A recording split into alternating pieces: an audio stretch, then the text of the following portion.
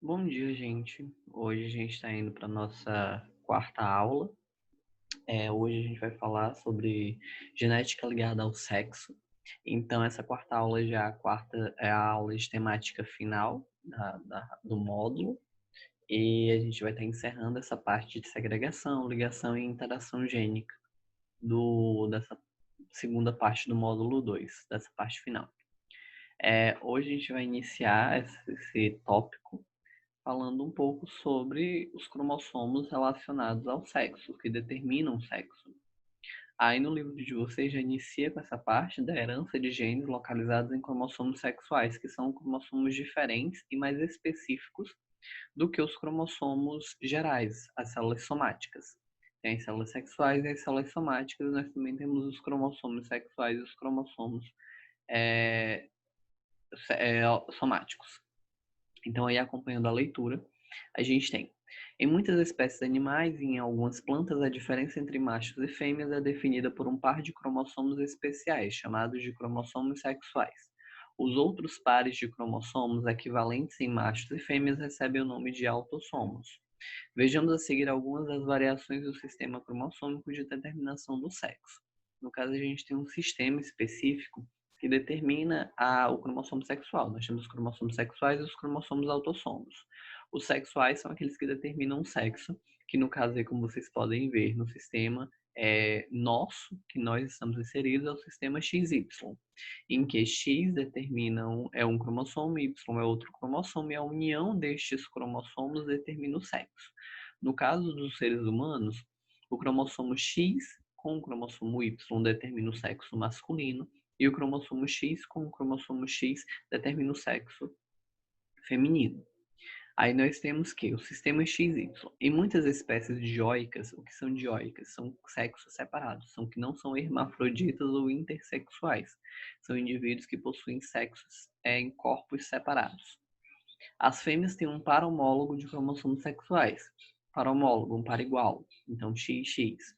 Enquanto os machos têm um cromossomo sexual semelhante ao da fêmea e outro tipicamente masculino, sem correspondente no feminino, no sexo feminino. O cromossomo sexual presente tanto em fêmeas quanto em machos é denominado de cromossomo X, e o cromossomo sexual exclusivo dos machos é o cromossomo Y. Há ainda algumas espécies de mariposas e de peixes, por exemplo, em que os machos têm sempre um par de cromossomos sexuais ZZ e as fêmeas apenas um cromossomo sexual Z. Esse sistema é conhecido como sistema CZ0, sendo o zero um indicativo da ausência de um cromossomo sexual nas fêmeas. É como se fosse o sistema AB0 que a gente falou, que foi o sistema sanguíneo que quem tem A é porque tem antígeno A, quem tem B é porque tem antígeno B, e quem tem O é porque não tem nem A nem B. Então, podendo também ser chamado de sistema AB0. Nesse caso, o sistema é o Z0, que determina que os cromossomos sexuais, quando unidos, ZZ, dá origem ao sexo masculino, enquanto o cromossomo sexual sozinho, Z, determina o sexo feminino. Cromossomos sexuais e determinação do sexo. No caso aí a gente tem que ter as espécies que foram mostradas, que foi o sistema XY e X0, ou Z0, de determinação do sexo. A meiose de uma célula feminina, XX, dá origem a um único tipo de gameta, no caso X. A meiose masculina, por sua vez, determina dois pares. No caso, cada espermatozoide contém um cromossomo. Um espermatozoide pode ter o cromossomo X e o outro espermatozoide pode ter o cromossomo Y. Então, no final das contas, quem determina o sexo da criança ou do bebê que vai ser gerado é o pai. Pois dependendo do espermatozoide que entra no óvulo, é que o sexo vai ser determinado. Então, se o espermatozoide entra com X, então vai ser uma mulher, porque o óvulo sempre é X. Então, o espermatozoide que vai com outro X e gera um sexo feminino. Se o espermatozoide for com um cromossomo Y, chega lá e junta com um X, que já está no óvulo, e gera um indivíduo masculino. Então, as chances são 50-50. Como no sistema XY e X0 as fêmeas formam sempre um único tipo de gameta, que é o cromossomo sexual X, aí aqui tem um exemplo, que é a continuação dessa imagem, essa parte aqui das moscas, continua aqui que é o cariótipo de cada um. certo? Mas esse tipo, no caso de determinação, que está falando, é o quanto cromossomos sexuais elas são homogamético, que são iguais, enquanto no sexo masculino são chamadas de heterogamético, que são diferentes. A gente já viu essas partes de homo e de hetero, em que a gente já sabe que homo, quando tem homólogos, significa que são iguais, quando tem heterozigótico, é porque são diferentes, etc. Aí só foi uma observação para dar destaque à questão da nomenclatura de cada sistema. Aqui a gente tem outros exemplos de sistemas, que é o sistema X0, ZW e Z0, ou ZO ou XO, como no sangue. Então, bora lá. Em alguns insetos, como na maioria das espécies de gafanhotos, as fêmeas têm um par de cromossomos sexuais, enquanto os machos possuem apenas um cromossomo sexual, diferente do Z0, que são sexos trocados. Consequentemente, no cariótipo dos machos, há sempre um número ímpar de cromossomos, um a menos que a fêmea. Nessas espécies, o cromossomo sexual é denominado X, e o sistema de determinação do sexo é conhecido como X0, sendo o zero indicativo da ausência de um cromossomo sexual nos machos.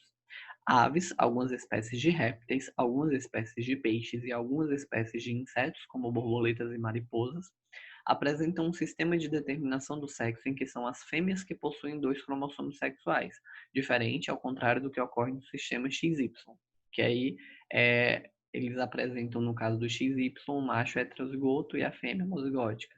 Nesse caso, é trocado. Os machos têm um par homólogo de cromossomo ZZ, diz cromossomo Z, que é o ZZ, enquanto as fêmeas têm um cromossomo relacionado com o W, que é o ZW. Esse sistema de sexo é considerado chamado de sistema ZW, que é praticamente a mesma coisa, às vezes só muda a nomenclatura por conta do espécime que está sendo tratado. Nos sistemas ZW e Z0, o sexo heterogamético é o feminino, e são as fêmeas, portanto, que determinam o sexo da prole. Isso que também altera na nomenclatura por conta desse pequeno detalhe que eu falei para vocês anteriormente, que no sistema XY, quem determina o sexo da prole é o macho, pois ele tem o X e tem o Y. Já nesse sistema no ZW, quem determina o sexo é a fêmea, pois é ela que tem os pares, não são homólogos, os pares dela. Então ela que determina, quando manda um Z vira macho, quando manda um W é uma fêmea.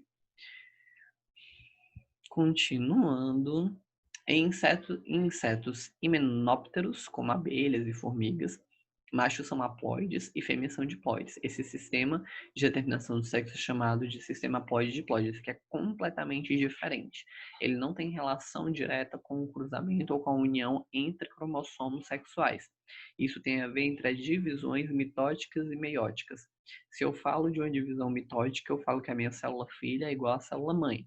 Quando eu falo de uma divisão meiótica, eu falo que a célula filha é a metade do valor da célula mãe. Com isso, eu tenho que o quê? Eu tenho que machos, eles são haploides e fêmeas são diploides, independente de um cromossomo sexual específico. Já nas abelhas melíferas, por exemplo, os machos, denominados zangões, são haploides, pois originam-se de óvulos não fecundados que se desenvolvem por partenogênese. O que é isso? Numa comunidade de abelhas, a gente tem a ideia e geral, senso comum, de que como formigas elas são muito bem organizadas. Tem a abelha rainha, tem as operárias, tem o zangão. Então é uma característica bem determinada.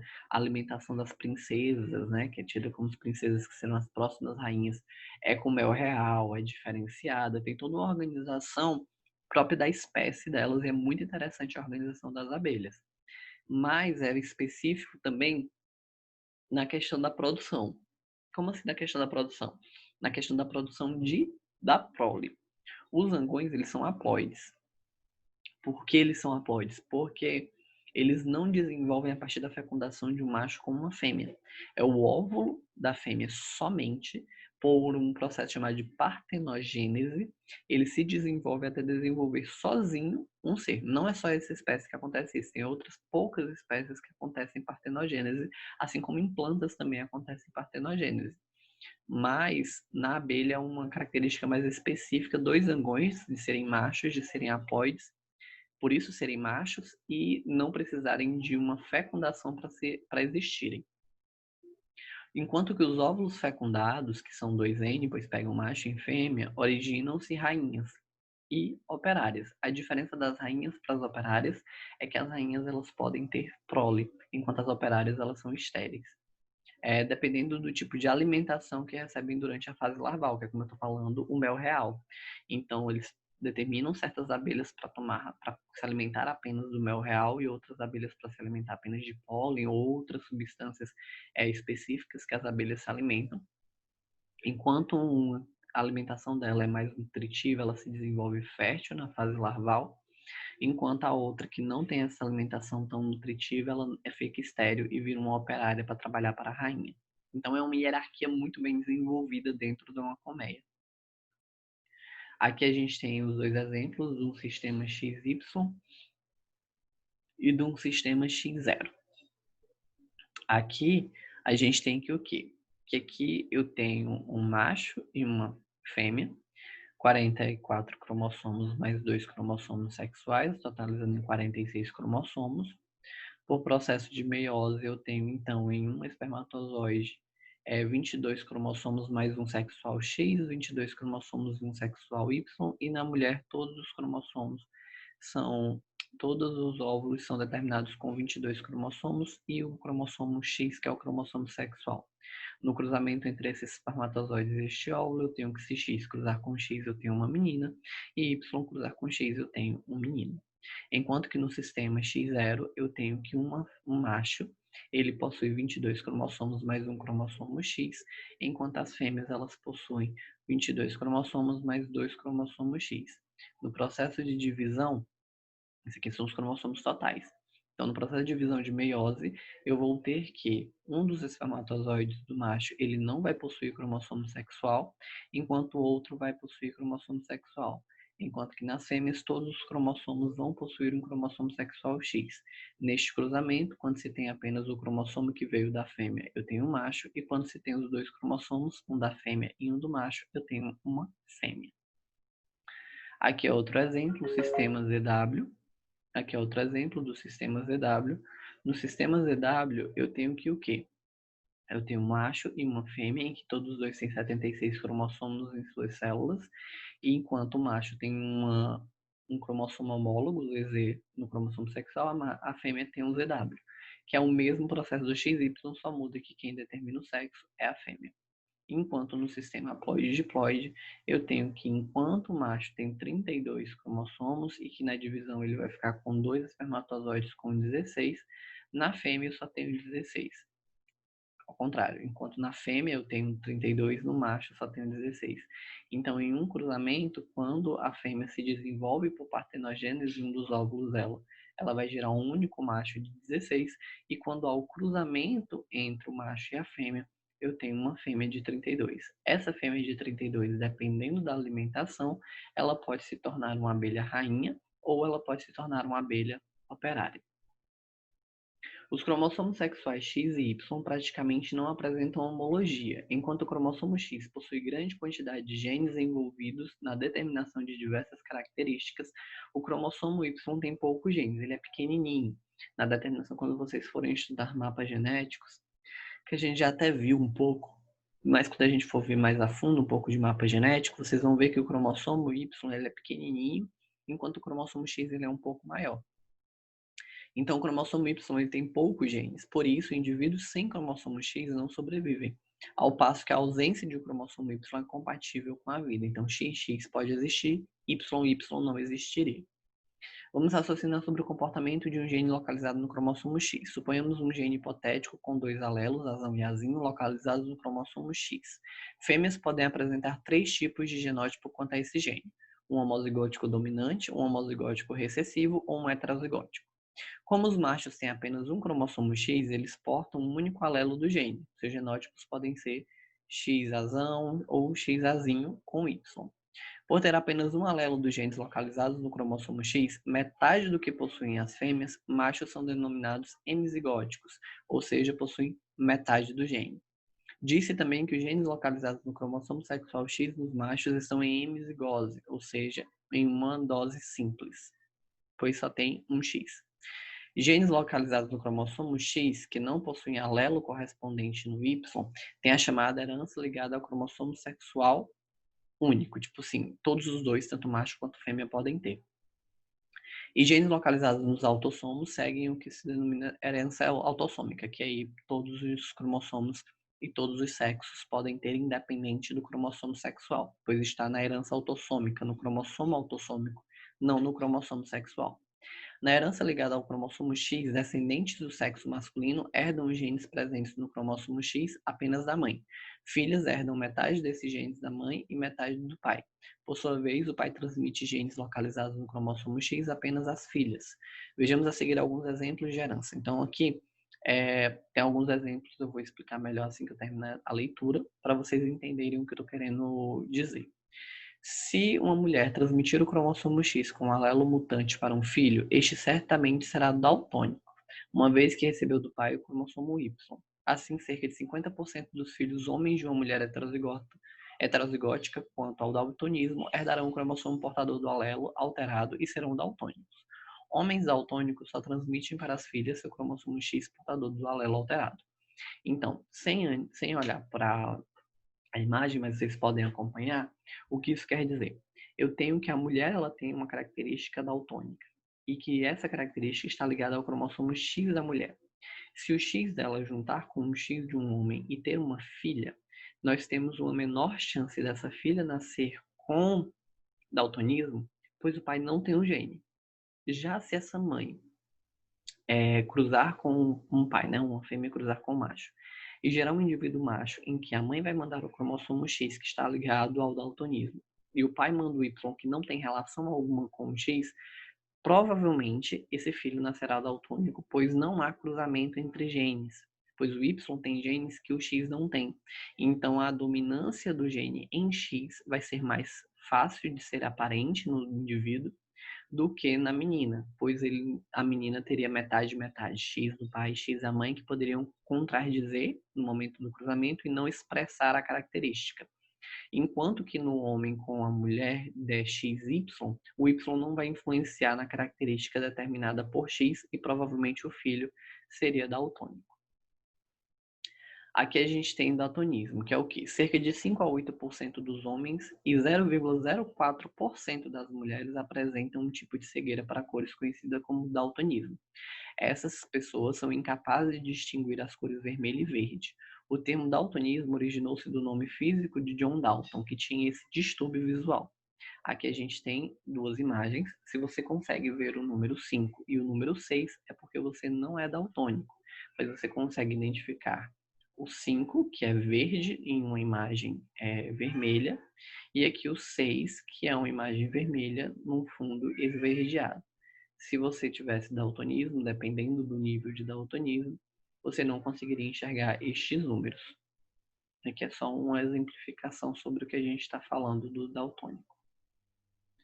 Hemofilia é uma doença que é outro exemplo de doença ligada ao sexo, que ela é uma doença hereditária causada por uma falha no sistema de coagulação do sangue. A pessoa hemofílica pode ter hemorragias abundantes, pois não há coagulação adequada, tipo cortes profundos, contusões e ferimentos. Um dos tipos mais graves de hemofilia, a hemofilia A, é causada pela deficiência do chamado fator 8 de coagulação. O gene responsável por essa característica localiza-se no cromossomo sexual X e apresenta um alelo normal, que leva à produção do fator 8 funcional, e formas alteradas, que não levam à produção do fator 8 funcional. Basta a presença de um alelo normal no genótipo para a pessoa apresentar coagulação normal do sangue, não hemofílica. Pessoas hemofílicas podem ser tratadas com injeções extraídas do sangue de pessoas que não apresentam hemofilia. A transmissão hereditária dessa doença segue o padrão típico de herança ligada ao cromossomo X. Mulheres do genótipo XX e homens do genótipo XY são hemofílicos. Homens XY, mulheres XX e mulheres XX não apresentam a doença. Identificação para o gene dominante. Mulheres recessivas e homens que possuem o gênio recessivo no X são hemofílicos, diferente do daltonismo, que o Y ele não influencia. Igual ao o daltonismo que o Y não influencia sobre o X, aqui também vale isso. Se eu tenho XX com hemofilia, será hemofílico. Se eu tenho XY com X com hemofilia, vai ser também hemofílico. O Y não influencia no fator X. Já quando eu tenho um X dominante na mulher, 2X dominantes, ou apenas um X dominante na mulher, a doença não aparece. Exatamente também como o daltonismo. Eu preciso ter uma relação entre os dois X para ser hemofílico ou para ser daltônico. E no caso do homem, se o X for hemofílico ou daltônico, ele já será, pois o Y não influencia. Aqui é um exemplo só que eu acrescentei que tem no livro de vocês também, mas é a herança ligada ao cromossomo sexual das aves, que aí também tem relação genética, mas é a característica de a fêmea definir o sexo diferente do macho. Então, são doenças, no caso, que aparecem no cromossomo Z ou no cromossomo W. Se aparece no cromossomo Z, é mais característico de ser aparente no indivíduo. Se aparece no cromossomo W, é mais difícil. Mas quem determina isso não mais as mulheres. Não é mulheres que têm mais facilidade de terem a doença, nem os homens. É a fator dos homens. Que é esse caso, no caso fêmea e macho. No caso do daltonismo e da hemofilia, os machos, os homens, são mais fáceis de ter, pois basta um X com o gene. Já que as fêmeas de aves são mais fáceis de ter, pois basta um gene no Z. Aí aqui tem o cruzamento de uma da galinha barrada com uma galinha não barrada e a proporção, que é muito semelhante às doenças humanas. E, por fim, a compensação de dose gênica em mamíferos, onde nós estamos inseridos. Um fenômeno curioso que ocorre no desenvolvimento embrionário das fêmeas de mamíferos é a inativação de um de seus cromossomos X nas células somáticas. O fenômeno não ocorre em células de linhagem germinativa. O cromossomo X inativo torna-se extremamente condensado e assume, em preparações de células em interfase, o aspecto de um pequeno grânulo denominado cromatina sexual. Células femininas apresentam cromatina sexual ausente nas células masculinas, então é uma característica mais específica das fêmeas. A condensação de um dos cromossomos X das fêmeas de mamíferos é uma estratégia para inativar os genes, igualando ou compensando a quantidade de genes ativos em fêmeas e em machos. Em hipótese conhecida como compensação de dose, foi proposta em 1961 pela inglesa Mary Lyon. O que é isso? É a inativação, que é quando tem os genes característicos, uma maneira de não prosseguir com doenças genéticas para sua prole. Então acontece a compensação gênica em mamíferos, que é o quê? A condensação de um cromossomo que o corpo identifica como um cromossomo ruim, vamos dizer assim, e que não tem a possibilidade de ele prosseguir com essa doença. Aí nesse último parágrafo aqui a gente tem a inativação pode ocorrer tanto para o cromossomo X quanto para o cromossomo X, materno ou paterno, com 50% de chance. Assim, o corpo de uma fêmea é comparável a um mosaico quanto ao cromossomo X. Em certas regiões, as células têm ativo o cromossomo X de origem materna e em outras o cromossomo X de origem paterna, pois há o cruzamento, isso especificamente nas fêmeas. Por quê? X e X, eles possuem as mesmas características gênicas, só que de diferentes indivíduos, ou do macho ou da fêmea.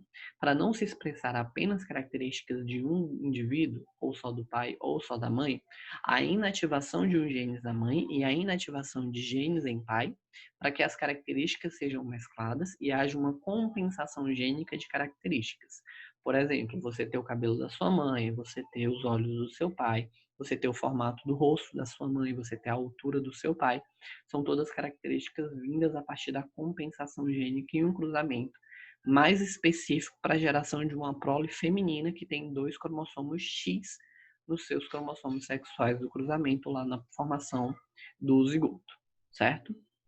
Então, aqui é só uma exemplificação de uma imagem que gatas malhadas têm esse processo de compensação, em que um gene X é laranja do pai, um gene X preto da mãe, e para haver a compensação eles fazem o quê? Eu dou um pouco de mim, você dá um pouco de você e acaba os gatos saindo pedaço mãe, pedaço pai, que não acontece nos seres humanos, porque a gente mescla as características, mas nesse caso, em alguns animais, a compensação gênica de não mesclar em fazer, tipo, o seu corpo vai ser laranja, e seus olhos vão ser azuis, suas orelhas vão ser pequenas e seu rabo vai ser peludo. Lá eles fazem uma compensação direta. Pedaços são paternos e pedaços são maternos. Agora, a atividade de vocês vão responder das questões 16 a 40. Vocês têm até sexta-feira para me entregar, dia 26. E uma atividade avaliativa final, que são das questões 41 a 68, Biologia no Vestibular, que o prazo é até o dia 3 de julho. Vocês têm 2 semanas para me entregar essa atividade. A atividade avaliativa final das questões 41 a 68 vão ser caracterizadas como uma atividade avaliativa. Então, eu vou corrigir como uma avaliação. As questões 16 a 40, que é para me entregar até sexta, eu vou juntar com as outras atividades que vocês já fizeram e vou dar uma nota à parte, uma nota de participação e qualitativa, na sua menor nota. Eu já até expliquei para vocês sobre isso, certo? Então, façam a atividade. Aqui embaixo está o link para o livro, o link da atividade do 16 a 40 e depois eu vou estar disponibilizando o link da atividade da 41 a 68, que vocês têm mais tempo. Só irei disponibilizar na semana que vem, ok? Então, espero que vocês tenham entendido. Qualquer coisa, mandem mensagem, respondam as atividades, que a gente encerra esse módulo na semana que vem. Então, tchau para vocês e até a próxima aula.